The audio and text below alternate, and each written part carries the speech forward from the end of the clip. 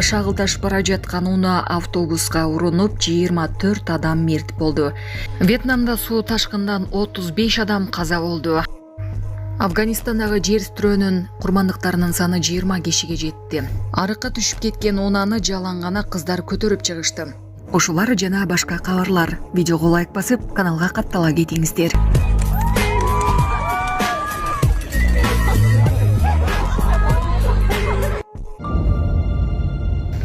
Арыкка түшүп кеткен унааны жалаңгана кыздар көтөрүп чыгышты. Бишкекте рэпер Бегиштин концертинин артынан кызыктуу окуя болду. Концерттен кийин арыкка түшүп кеткен унааны жолдон өтүп бараткан жалаң кыздар көтөрүп чыгышты.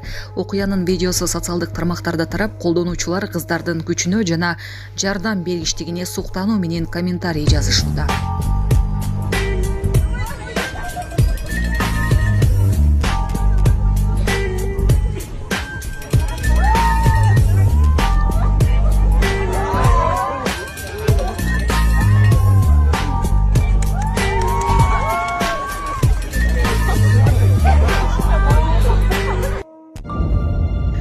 Садыр Жапаров расмий сапар менен Египетке барат.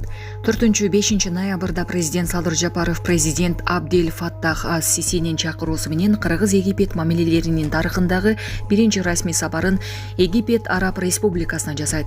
Президенттик администрациянын тышкы саясат бөлүмүнүн башчысы Сагынбек Абдумуталип билдиргендей, бул өлкө эгемендүүлүккө ээ болгондон берки Кыргыз мамлекет башчысынын Африка континентине биринчи расмий сапары болот.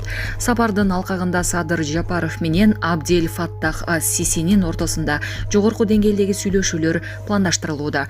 Тараптар учурдагы эки тараптуу маселелерди талкуулап, эл аралык жана аймактык маселелер боюнча пикир алмашышат. Расмий сапардын алкагында экономика, айыл чарба, инвестиция, энергетика жана саламаттыкты сактоо тармактарындагы бир катар эки тараптуу документтерге кол коюлат. Алар Кыргыз-Египет мамилелеринин андан ары өнүгүшүнө негиз түзөт деп күтүлүүдө.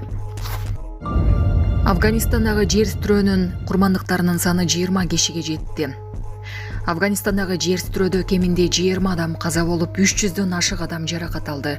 Бул тууралуу Рейтер агенттиги өлкөнүн саламаттык сактоо министрлигине таянып билдирди.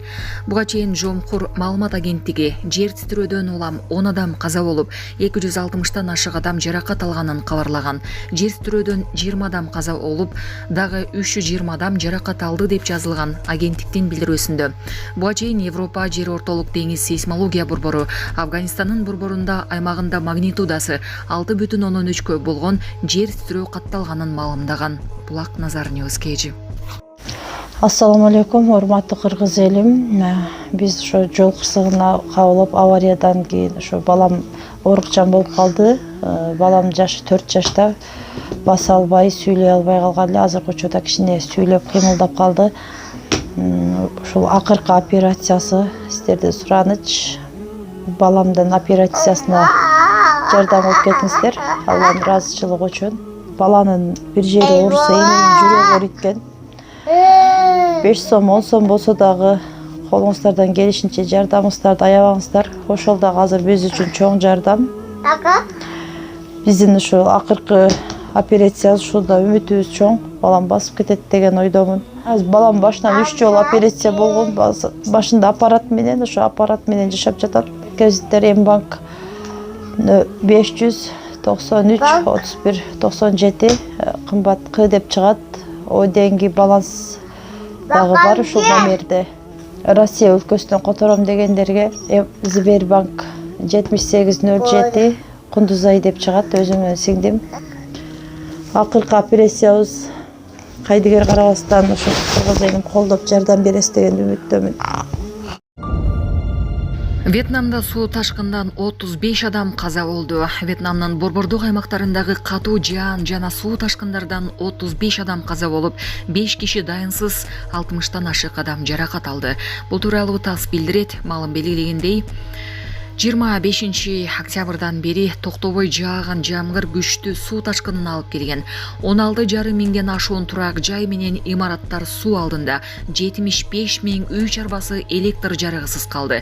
Ошондой эле суу ташкыны 5 миң гектардан ашык айыл чарба жерин жана 800 гектардай жемиш бактарын жараксыз кылган. 42 миңге жакын мал жана канаттуулары кырылды. Азыркы учурда куткаруу жана калыбына келтирүү иштери жүрөдө.